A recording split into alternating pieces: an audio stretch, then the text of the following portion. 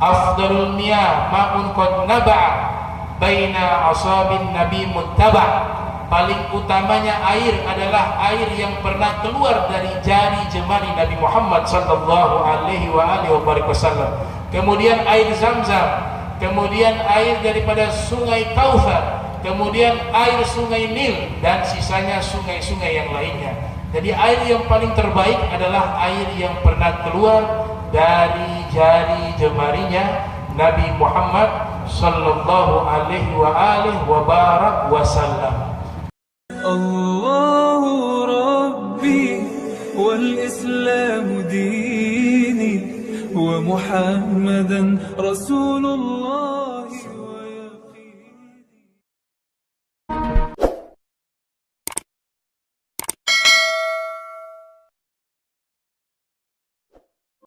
Sekarang esensi dari Al-Isra wal Mi'raj. Kalau kita ingin melihat esensi daripada peristiwa Al-Isra wal Mi'raj itu sangat banyak. Salah satunya sholat 5 waktu, itu salah satunya. Tapi ada hal yang menjadi substansi daripada peristiwa tersebut, yaitu Allah Ta'ala ingin menghibur hati kekasihnya Nabi Muhammad, yang pada waktu itu beliau mengalami satu masa yang disebut oleh para sejarawan Amul Huzn, tahun kesedihan, karena ditinggal oleh dua orang yang beliau amat cintai, dan dua sosok manusia ini punya andil sangat besar di dalam dakwah Islam. Yang pertama adalah meninggal paman beliau Sayyiduna Abu Thalib, dan yang kedua meninggal istri tercinta beliau Sayyidah Khadijah bintu Khuwailid. Kedua-duanya meninggal di tahun yang sama. Nabi sebagai manusia secara basyariah memiliki sifat manusia, tapi harus diingat sifatnya sama sebagai manusia, jenisnya sama sebagai manusia, artinya perasaan-perasaan itu sama seperti manusia biasa. Ada senang, ada sedih, ada sakit ringan. Tapi secara substansi bahwa Nabi Muhammad SAW manusia yang berbeda dengan manusia biasa. Itu yang dikatakan basyarun la kal bashar, ya huwa basyarun la kal bashar. Dia Nabi Muhammad manusia, tapi tidak seperti manusia biasa. Di dalam riwayat yang dinukilkan oleh Imam Malik ibn Anas yang lahir tahun 93 Hijriah, wafat 179 Hijriah, di dalam kitab Al-Muwatta, Rasul sallallahu alaihi wasallam bersabda, ana lastu kahiyatikum, saya tidak sama seperti kalian, kata Nabi Muhammad SAW. Abitu inda rabbi yut'imuni wa yasqini, saya di malam hari kalau tidur Allah memberikan makan kepada saya, dan Allah yang memberikan minum kepada saya. Itu mukjizatnya Nabi. Jari-jarinya Nabi itu bisa keluar air, bisa keluar susu. Susu dan airnya sumbernya dari surga. Disebutkan di dalam kitab Raudhul Unuf yang ditulis oleh Al-Imam Abdul Qasim As-Suhaili, disebutkan bahwa ketika Nabi menggendong cucunya Imam Hasan atau Imam Hussein, di saat itu cucunya masih bayi, mereka menangis karena haus. Nabi masukkan jarinya ke dalam mulut mereka, keluar susu dari jari Nabi Muhammad SAW, dan susu ini sumbernya berasal dari surga. Para sahabat juga meriwayatkan, sebagaimana dinukilkan oleh Ibnu Hisham dalam kitab As-Sirah Nabawiyah, juga disebutkan oleh Profesor Dr. Said Ramdan Al-Buti dalam kitabnya Fiqh Sirah Nabawiyah, ketika sahabat dalam satu peperangan mereka kehabisan air. Mereka ingin menggunakan air untuk kebutuhan minumnya, wudunya, mandinya, tapi air habis. Sedangkan mereka berada jauh dari kota Madinah Al-Munawwarah. Maka Nabi meminta kepada mereka membawakan satu baskom yang di dalamnya ada isi sedikit air, sisa air yang tersisa sedikit.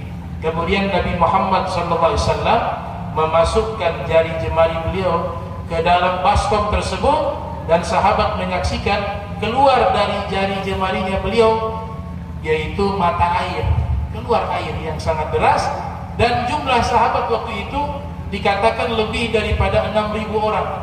Bahkan dalam satu riwayat jumlah mereka lebih dari 9.000 orang, semuanya tercukupi meminum air tersebut, menggunakannya untuk mandi, menggunakannya untuk wudu. Itu air sumbernya dari jari jemari Nabi Muhammad sallallahu alaihi wasallam. Afdalul miyah ma'un qad naba'a baina asabin nabi muttaba'. Paling utamanya air adalah air yang pernah keluar dari jari jemari Nabi Muhammad sallallahu alaihi wasallam. Kemudian air Zamzam, kemudian air daripada sungai Kautsar, kemudian air sungai Nil, dan sisanya sungai-sungai yang lainnya. Jadi air yang paling terbaik adalah air yang pernah keluar dari jari jemarinya Nabi Muhammad sallallahu alaihi wasallam. Maka di sini kita lihat bagaimana Nabi Allah hibur hatinya ketika sedih. Dengan apa? Dengan memperjalankan beliau mengunjungi neraka. Dilihat neraka. Untuk apa? Untuk menjadi satu pelajaran kepada umatnya. Nabi bisa ceritakan neraka karakternya seperti ini, sifatnya seperti ini, dan membedakan Nabi Muhammad dengan nabi-nabi yang lain. Nabi-nabi yang lain belum pernah melihat neraka. Nabi-nabi yang lain belum pernah melihat surga. Yang pernah melihat neraka dengan matanya itu hanya Nabi Muhammad. Yang pernah melihat surga dengan matanya itu hanya Nabi Muhammad sallallahu alaihi wasallam. Sehingga para nabi-nabi terdahulu, kata Syekh Mutawalli Asy-Sya'rawi dalam kitab tafsirnya, mengatakan bahwa berita-berita tentang masalah-masalah ghaib, baik itu surga, baik itu neraka, baik itu hari kiamat, dan hal-hal yang sifatnya gaib, para nabi terdahulu mereka menyampaikannya itu tidak pernah mereka lihat, tapi mereka hanya mendapatkan informasi lewat wahyu secara sam'iyah, pendengaran saja. Berbeda dengan Nabi kita Muhammad sallallahu alaihi wasallam. Ketika Nabi Muhammad menceritakan asma-asma Allah, menceritakan sifat-sifatnya Allah, menceritakan tentang khusyuk di dalam sholat, Nabi sudah pernah melihat Allah. Sedangkan nabi-nabi lain belum pernah. Sehingga dikatakan di dalam syair, wa khassa likulli nabiyyin bi fadilatin wa khassa bi ru'yahu nabiyya Muhammadan fala aina fid dunya tarahu siwal mustafa idh kana bil qurbi ufrida. Semua para nabi Allah Ta'ala berikan kemuliaan, keutamaan, tapi Allah berikan keistimewaan melihatnya itu hanya diberikan kepada Nabi Muhammad sallallahu alaihi wasallam. Fala aina fid dunya tarahu, tidak ada satu mata yang ketika mereka hidup di dunia melihat Allah kecuali Al-Mustafa Nabi Yuna Muhammad sallallahu alaihi wasallam, satu-satunya makhluk yang pernah melihat Allah. Oleh sebab itu Nabi ketika mengajarkan kepada kita sholat, Nabi tidak perintahkan ikut persis apa yang Nabi lakukan ketika sholat, baik secara zahir maupun batin. Yang Nabi perintahkan kita ikuti fisiknya Nabi saja ketika sholat. Shollu kama ra'aitumuni usolli. Sholatlah kalian sebagaimana kalian melihat saya sholat. Nabi tidak katakan sholatlah kalian sebagaimana saya sholat. Kalau itu yang Nabi sabdakan, maka konsekuensinya adalah kita sholatnya itu harus sama persis dengan Nabi, baik secara fisik maupun batin. Dan itu mustahil bisa dicapai. Khusyunya Nabi berbeda. Khusyunya Nabi melihat Allah. Khusyunya kita belum pernah melihat Allah, tidak akan bisa sama.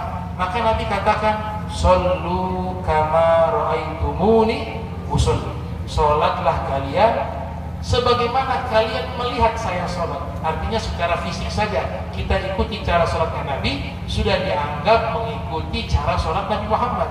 Tapi kalau Nabi katakan Sallu kama usolli, ini bahayanya. Sholatlah kalian kama usolli, sebagaimana saya sholat. Itu tidak akan bisa kita lakukan, karena otomatis khusyuknya kita harus sama dengan khusyuknya Nabi Muhammad. Jangankan kita, para nabi juga tidak akan bisa menggapai khusyuknya Nabi Muhammad sallallahu alaihi wasallam, karena Nabi Muhammad melihat Allah sedangkan yang lain tidak melihat Allah. Sehingga diajarkan satu ilmu, al-ihsan. anta'budallaha ka'annaka tarahu fa in lam takun tarahu fa innahu yarak. Al-ihsan, kalian beribadah kepada Allah seakan-akan, hanya seakan-akan, bukan sesuatu yang benar-benar terjadi. Seakan-akan kalian melihat Allah. Kalau memang itu tidak mampu kalian hadirkan, munculkanlah di dalam benak, dalam hati kita bahwa Allah sedang melihat kita. Itu dua cara yang Nabi ajarkan untuk memunculkan khusyuk. Salah satu cara khusyuk adalah menghadirkan Allah. Baik kita seakan-akan melihat Allah atau Allah yang melihat kita. Itu yang disebut al-ihsan. Dan al-ihsan ini puncak daripada ibadah. Oleh sebab itu, pengenalan kepada Allah atau substansi daripada peristiwa Al-Isra wal Mi'raj, yaitu Allah ingin menghibur hati Nabi Muhammad dengan memperjalankan Nabi Muhammad. Safiru tasihhu. Itu ada satu riwayat mengatakan, jalan-jalanlah kalian, niscaya kalian sehat. Kalau ibu-ibu lagi sedih, lagi galau, itu obatnya apa? Jalan-jalan. Tapi jalan-jalannya diatur sama Allah. Jalan-jalan yang bisa menghilangkan kesedihan, jalan-jalan yang nilainya ibadah, jalan-jalan yang nilainya kebaikan. Minal masjidil haram ilal masjidil aqsa. Jalan-jalannya dari masjid ke masjid. Masuk masjid, cari masjid, masuk ke dalam masjid. Jalan-jalan yang bukan hanya fisik, tapi perjalanan spiritual.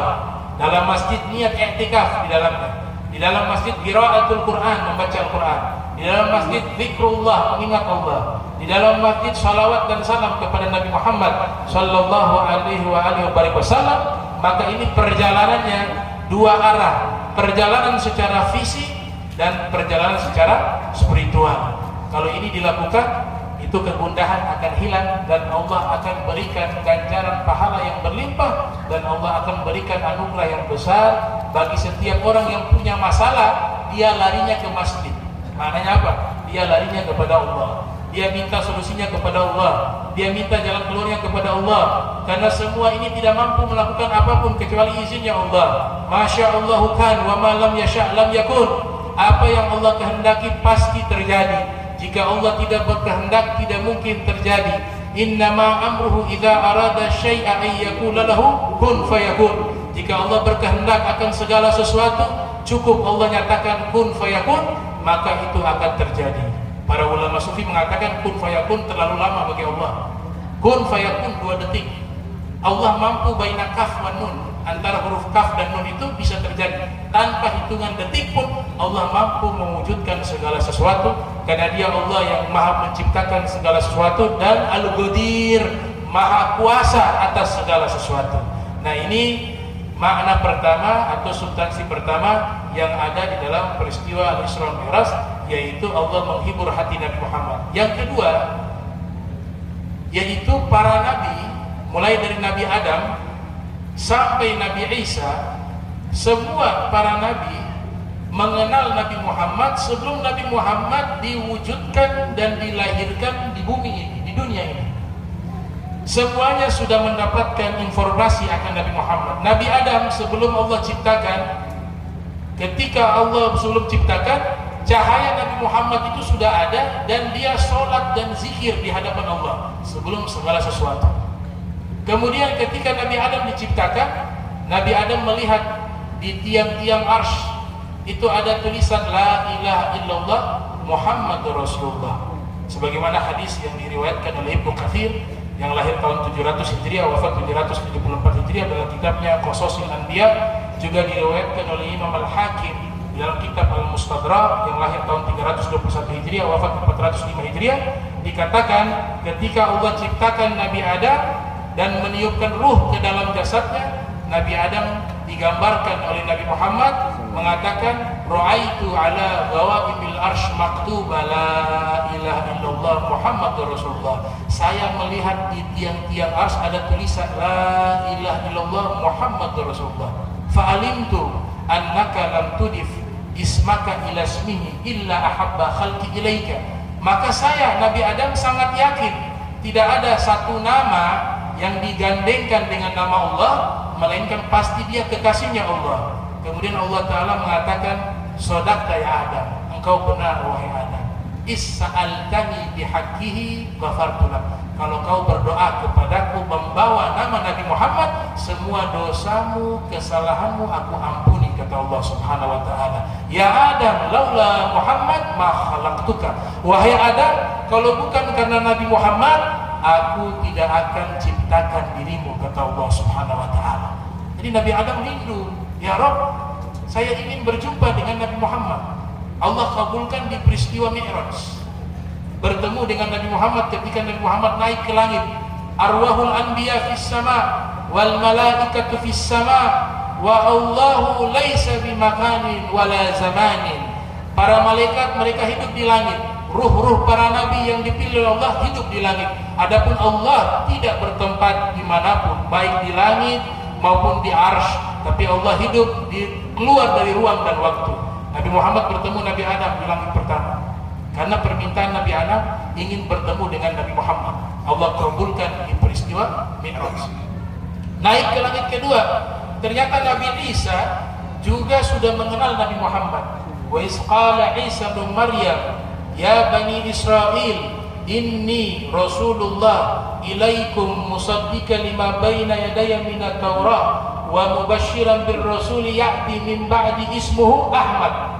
Nabi Isa selalu sebut di depan kaumnya, akan datang setelahku seorang nabi bernama Ahmad. Kalau nama Ahmad terkenal di langit, kalau nama Nabi Muhammad terkenalnya di bumi. Maka Nabi Isa rindu, ya Rabb, saya ingin berjumpa dengan Nabi Muhammad. Allah kabulkan di peristiwa Mi'raj, bertemu di langit kedua bersama Nabi Yahya. Kemudian di langit ketiga, Nabi Muhammad SAW bertemu dengan Nabi Yusuf. Kenapa demikian? Karena Nabi Yusuf sebagaimana dikatakan di dalam tafsir Jalalain, Rasul sallallahu alaihi wasallam dalam satu riwayat ada yang menisbatkan kepada Nabi, ada yang mengatakan ini adalah ucapan ulama bahwa u'tiya Yusuf nisfal jamal, diberikan kepada Nabi Yusuf separuh keindahan. Wa u'titu kullal jamal, dan Nabi mengatakan saya diberikan seluruh keindahan. Kalau dalam Al-Qur'an diceritakan Nabi Yusuf ketika wanita-wanita mereka menatap Nabi Yusuf, tidak sadar mereka mengiris jari-jari mereka, terbius dengan ketampanan, keindahan Nabi Yusuf. Sedangkan Nabi Muhammad jauh lebih tampan, jauh lebih indah dari Nabi Yusuf. Tapi tidak ada riwayat yang menyatakan wanita-wanita mengiris jari-jari mereka karena menatap wajah Nabi Muhammad. Disinilah penjelasan yang diulas oleh Profesor Dr. Said Muhammad bin Ali Al-Maliki Al-Hasani dalam kitabnya Al-Insanul Kamil, mengatakan ketampanan Nabi Yusuf itu tampan tapi tidak dibungkus dengan haibatu jalaliyah, yaitu kewibawaan. Tapi ketampanan Nabi Muhammad yang maha sempurna itu dibungkus dengan haibatu jalaliyah, kewibawaan, sehingga tidak ada satupun manusia yang berani menatap wajah Nabi Muhammad sallallahu alaihi wasallam karena dibungkus dengan wibawa. Maka dikatakan oleh Sayyidah Aisyah, walau anna niswata Yusufa la ra'ayna jamalahu la atharna taqti al-qulub al-aidi. Seandainya wanita-wanita Nabi Yusuf melihat ketampanan Nabi Muhammad, yang mereka potong, yang mereka iris bukan hanya jari-jari mereka, tapi juga hati mereka ikut teriris-iris ketika memandang wajah Nabi sallallahu alaihi wasallam. Wa ahsanu minka lam tara qattu aini wa ajmalu minka lam talidun nisa'u khuliqta mubarra'an min kulli aibin ka'annaka khuliqta kama tasha'u. Kemudian naik lagi ke langit keempat, bertemu dengan Nabi Idris. Nabi Idris dikenal sebagai nabi yang gemar belajar. Beliau penemu ilmu astronomi, beliau penemu ilmu falak, beliau penemu ilmu matematika. Itu Nabi Idris. Kenapa Nabi Idris berjumpa dengan Nabi Muhammad? Karena Nabi Idris meminta. Nabi Idris sudah belajar, menghabiskan umurnya di dalam menuntut ilmu, di dalam belajar, menguasai berbagai cabang ilmu. Kemudian Allah wahyukan kepada Nabi Idris bahwa Nabi Muhammad ilmunya tidak bisa ditandingi. Itu Al-Imam Al-Qastalani dalam kitabnya Al-Mawahib Al-Laduniyah mengatakan Allah ciptakan 100 akal manusia. Satu akal manusia itu Allah bagikan kepada seluruh manusia, bahkan seluruh bangsa jin dan malaikat. Sisanya yang 99 itu Allah berikan kepada Nabi Muhammad sallallahu alaihi wasallam. Maka Nabi Idris kagum, ya Allah, kalau begitu aku rindu, aku kagum, ingin bertemu dengan Nabi Muhammad sallallahu alaihi wasallam. Maka Allah ijabah di peristiwa Mi'raj, berjumpa dengan Nabi Muhammad di langit keempat. Naik langit kelima, bertemu Nabi Harun. Langit keenam, bertemu Nabi Musa. Langit ketujuh, bertemu Nabi Ibrahim. Kesemuanya itu mereka rindu, ingin berjumpa dengan Nabi Muhammad sallallahu alaihi wasallam. Ini permintaan dari para nabi. Mereka hanya ingin berjumpa dengan Nabi Muhammad, maka Allah kabulkan perjumpaan tersebut di peristiwa Al-Isra wal Mi'raj. Baru setelahnya ada tambahan hikmah, yaitu ada perintah sholat di situ. Kemudian juga ada perjumpaan Allah dengan Nabi Muhammad. Ini yang menjadi puncak daripada Isra wal Mi'raj dan jarang diulas oleh para ulama, jarang ditulis di dalam kitab. Sebenarnya intisari dari semua rangkaian peristiwa Isra wal Mi'raj itu dia kembali kepada satu substansi. Apa itu? Allah rindu kepada Nabi Muhammad. Allah yang undang Nabi Muhammad dengan kendaraan terbaik, Buraq. Kemudian yang menjemput Nabi Sayyidul Malaikah, malaikat Jibril, malaikat Mikail. Di riwayat ada beberapa malaikat ikut hadir dijemput Nabi Muhammad. Kenapa? Karena Allah rindu ingin berjumpa dengan Rasulullah Muhammad SAW. Maka Allah yang mengundang Nabi Muhammad bertemu dengan Allah Subhanahu Wa Taala. Ini puncak daripada Al-Isra wal Mi'raj. Kemudian Allah ingin tunjukkan maqam wa darajah, pangkat dan derajat Nabi kita Muhammad sallallahu alaihi wasallam, bahwa beliau adalah satu-satunya makhluk yang amat dicintai Allah dan satu-satunya makhluk yang diizinkan berjumpa dengan Allah ketika masih hidup di dunia. Saking hebatnya Nabi masuk dengan sendal-sendalnya, berjumpa dengan Allah menggunakan sendal, menggunakan baju, menggunakan rida, menggunakan imamah. Nabi Musa sendalnya disuruh lepas di dunia.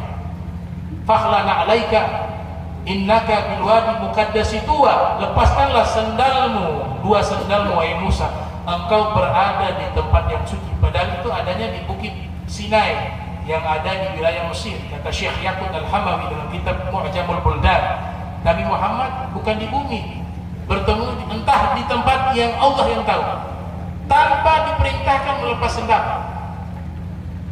tanpa diperintahkan melepas sendal. Ulama sufi mengatakan dua sendalnya Nabi yang ikut bersama Nabi ketika berjumpa dengan Allah khairun minad dunya wa ma fiha bal khairun min kulli syai'in, yaitu dua sendal Nabi itu lebih baik dari dunia dan seisi dunia, bahkan lebih baik dari alam semesta, karena dua sendal itu ikut bersama Nabi menyaksikan Allah Subhanahu wa Ta'ala.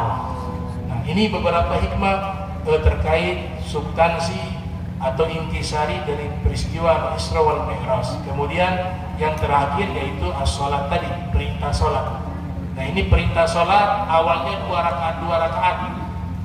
Ya, Nabi salatnya 2 rakaat baik safar wal hadar. Kemudian Allah sempurnakan lagi menjadi zuhur 4 rakaat, asar 4 rakaat, maghrib 3 rakaat, kemudian subuh 2 rakaat. Itu setelah pelaksanaan 2 rakaat disempurnakan rakaat tersebut setelahnya. Yang ditetapkan hanya di sholat safar, namanya sholat qasar, 4 rakaat dikorting jadi 2 rakaat. Ini ilmu ibu-ibu dalam ilmu fikih dikatakan kalau lagi safar sholat jamak dan qasar itu pahalanya lebih besar daripada sholat sempurna. Karena apa? Kita menghargai dispensasi dari Allah Ta'ala. Allah yang berikan rukhsah, kemudahan kepada kita, kita hargai itu, kita ambil. Sholatnya 2 rakaat, tapi pahalanya lebih besar daripada sholat 4 rakaat di saat safar. 93 km dalam kitab Fiqhul Islam wa Adillatuhu yang ditulis oleh Dr. Wahbah Az-Zuhaili, atau ulama lain mengatakan 83 km. Masih terjadi khilaf jaraknya. Yang pasti ketika safar itu sudah 90 km, kita sudah diizinkan menjamak sholat maghrib dengan isya, kemudian zuhur dengan asar, atau isya dengan maghrib, atau asar dengan zuhur. Bisa dikorting yang 4 rakaat, yang 4 jadi 2 rakaat, yang 3 rakaat tidak boleh dikorting. Maghrib gak boleh dikosor, kalau dikosor sisa 1 rakaat. Apalagi subuh dikosor tidak sholat karena 2 rakaat. Maka ini adalah satu kemudahan syariat Islam untuk Allah mudahkan umat baginda Nabi Muhammad sallallahu alaihi wasallam. Mungkin itu yang bisa saya sampaikan, beberapa hikmah terkait masalah Al-Isra wal Mi'raj, dan hikmah kenapa peristiwa ini Allah Ta'ala jadikan di waktu malam. Nah, maka oleh sebab itu saya tutup dengan kesimpulan, gunakanlah waktu malam untuk mendekatkan diri kita kepada Allah. Di situ ada pintu-pintu yang dimana kita akan dekat kepada Allah. Ada sholat tahajud di situ, ada sholat witir di situ, ada qiraatul Quran di situ, ada istighfar di waktu malam tersebut. Kita gunakan ini sebagai waktu-waktu yang mendekatkan diri kita kepada Allah Subhanahu wa Ta'ala. Allahu Rabbi wal Islam dini wa Muhammadan Rasulullah.